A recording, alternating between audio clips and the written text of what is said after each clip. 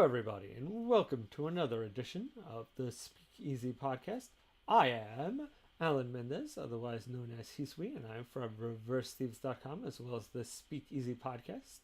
And this time, I'm looking at Fate Kaleid liner Prisma Illya Drei, Chapter 13, otherwise known as Dolls and Stuffed Animals.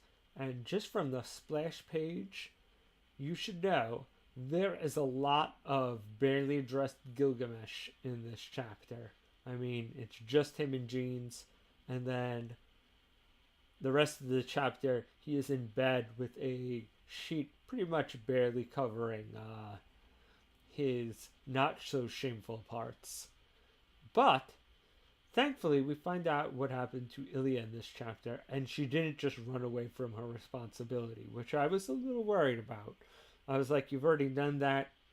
We can't have her run away again. This time she was kidnapped, which might seem a little bad, but, I mean, compared to her running away, again, this is like 100 times better. So, but yes, we find out that she is kidnapped, and anyone who has played the original Fate Stay Night games will probably find this scenario kind of hysterical, or at least a interesting little homage to the Fate Path, because it seems that Erica has kidnapped Illya and is trying to wipe her memory and personality, so she is, basically a docile little girl. But before we get to that, other than a few groggy scenes of Illya kind of trying to figure out what's going on, Chloe, back at the school, has noticed that Illya is gone and is freaking out. So the first person she and Bazette run to is Gilgamesh. And once again, as we could have suspected, Gilgamesh is sleeping in the nude and is like, whoa, ladies, I understand your interest, but, let me wake up a little bit before we have sexy times. And Chloe's like, really, I don't have time to deal with this BS. We know you're in love with yourself, but we have answers to get to. And so Gilgamesh is like, yeah, remember that cloak that we used to sneak in? I kind of lost that. Somebody probably got that cloak that lets you go through barriers and stuff, and probably came in here and, kidnapped Illya. And since the job seems kind of incompetent, that doesn't seem Darius's style. He just seems the type to bust in here and be like, I'm going to take what I want. Now, this looks like Erica kind of incompetence. And of course, we cut back to the castle, where it is obviously Erica's style incompetence. She got Angelica, the one who stole Gilgamesh's powers, and she is basically trying to brainwipe Illya, as I mentioned before. But Illya seems to be able to retreat into like the core of her power and the core of her grail, and thereby Angelica can't basically remove her memories and who she is. She's like, all right, can't do that, but I can do something else.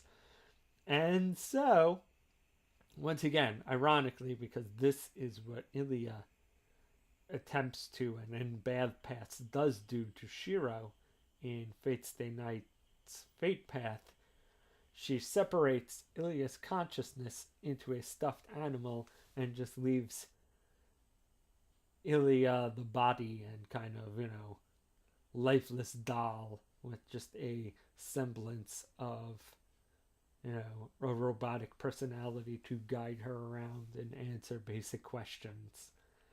And Eric is like, this is awesome, because now you're depowered, so Dad can't get mad that you're inside the castle. And now Miu and Illya can hang out. But which one? Stuffed animal Illya or just lifeless robot body? Lifeless robot body! Or as she calls her body, Big Sis. One-chan. So she's like, all right, buddy, we'll leave loser consciousness here, and we'll take, Robo Girl up to see Mio, and then she'll be happy, and she'll want to stay here, and everybody will be super cool. And Ilya's like, oh god.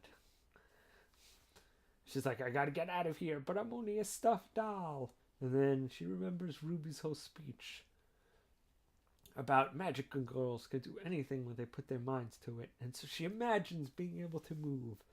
And she can. So she's like, alright, I may only be a thing of fluff and stuff, but at least maybe if I can get back to my body, I can find a way to transfer my consciousness back in there. And so she's running around the castle, and boom, she gets caught by Beatrice Flower Child. And we get to see a gratuitous panty shot of her. And I got a feeling that, like, Beatrice seems like this psychotic berserker girl, but I bet you she has, like, a thing for little stuffed animals. She's going to be all like, ooh, a stuffed animal, because she seems angry now. So the natural comedic beat would be for her to be, like, super affectionate towards it. We'll see. Maybe she just beats the living stuffing out of this one as well. We'll see. But I'm thinking the comedic beat next turn will be that she's super nice and super affectionate towards Illya in the stuffed animal. But we shall see what happens there. Other than that, I assume it's going to be hijinks with Illya trying to get back to her body and away from Beatrice Flower Child here. I assume that Darius is just going to stay out of things for a while. This is kind of a hijinks thing with a little bit of, like, being trapped outside your body horror, but mostly hijinks. I mean, Erica doesn't seem like a super powerful, like, gravitas character right now. This seems to be silliness. Maybe when we find out a little more about how she came to be the way she is. I mean, she's obviously messed up. I also find it funny that the way that Illya describes Erica is the way that Shiro describes Illya, this kind of child with no moral compass and just totally twisted and doing things not for any kind of particular maliciousness, but just this kind of weird, childlike lack of morality. And so that further mirrors the original scene from the visual novel. But as sad as it might be, although for the best of everybody, hopefully Gilgamesh will be a little more clothed in the next chapter. But we'll see that when we see chapter 14. Alright, see you guys next time.